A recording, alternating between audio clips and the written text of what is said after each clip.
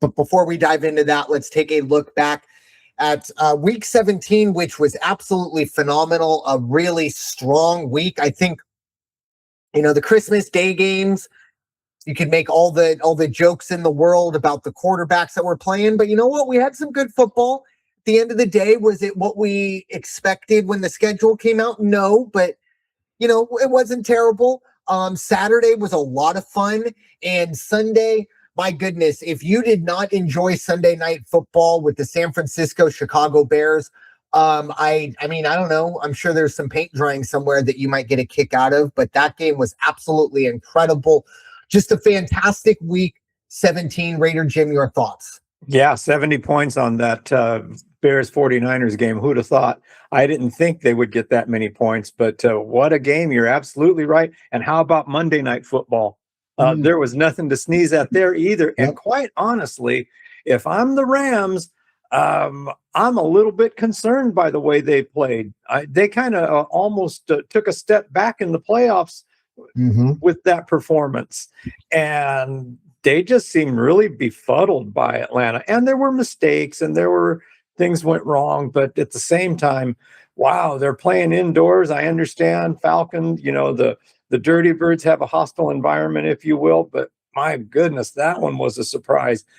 Shedeur Sanders, I don't like him. I don't like the Browns. I don't hate the Browns. But I think if you roll back the tape from last week, I said, why can't they do it?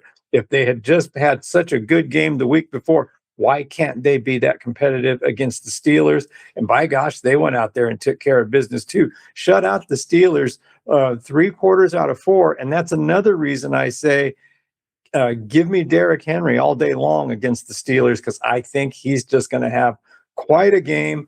Who else did I see here? Oh, I really thought Tennessee was going to make me look like I know what I'm talking about with another win with 2 wins in a row, but they ended up didn't have the offense in the second half, but they played a pretty darn good game. And you said it yourself, the Saints are riding high right now. So go get them, coach. You guys aren't dead yet. But watch the Seahawks. That team is looking like the guys that you need to beat if you're going to win the NFC. Can't wait to see what they do this weekend. If the Bears and the Niners had the game they did, I can't wait to see what happens with the Seahawks and the 49ers. Yeah, it's going to be incredible. Now, the one thing I will say this weekend, looking at the weather reports, the only game that really has anything to kind of jump out to you is actually that Seattle-San Francisco game. Might be some colder temps, but nothing in terms of precipitation, snowfall, too major outside of that. And then even San Francisco, it's a 60-degree rain. So more ball security rather than anything else. And it's not candlesticks. So you're not dealing with crazy San Francisco winds off of the Bay either. So, but my thing, it really all was kind of about the quarterbacks.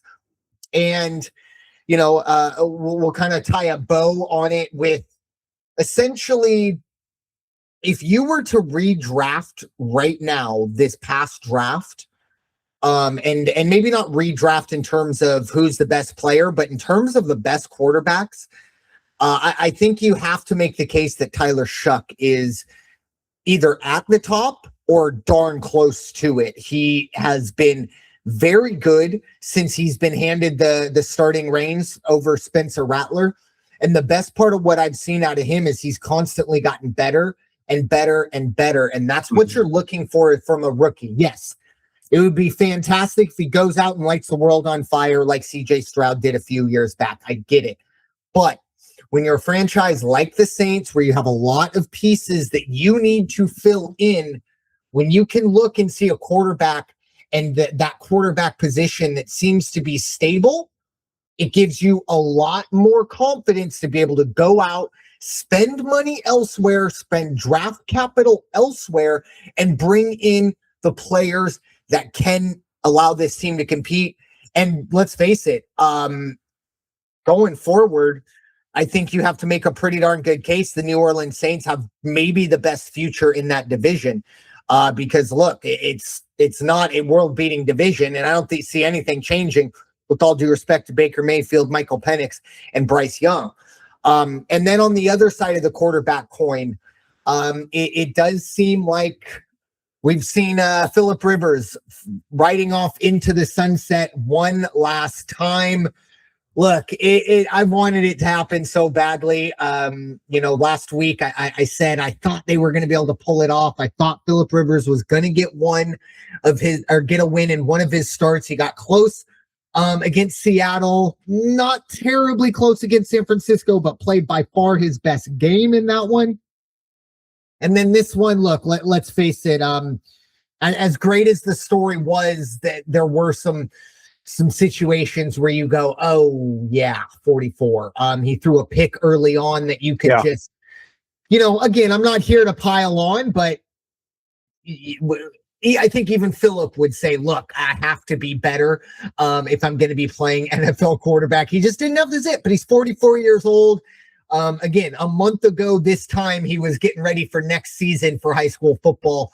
And we're now kind of talking about him after a fantastic 3-game run. And again, if you don't like Phillip Rivers, it's probably because maybe you lost to him, or maybe you just think he talks too much or whatever. That's fine. But you can't dislike him because of what he does and how he performs on the football field. Maybe a little too animated for some people. I get it. But in terms of a football player and somebody that you want to point to and say, hey, do what he does, to make it very, very simple. Follow him. Follow his lead. It was a lot of fun these past few weeks watching Phillip play, but hopefully he can kind of ride off into the sunset. And then again, I think Gunnar Rivers, I did verify he's still in high school. I assume a senior. So I'm sure we'll be seeing him at the college level, and who knows, maybe at the NFL level.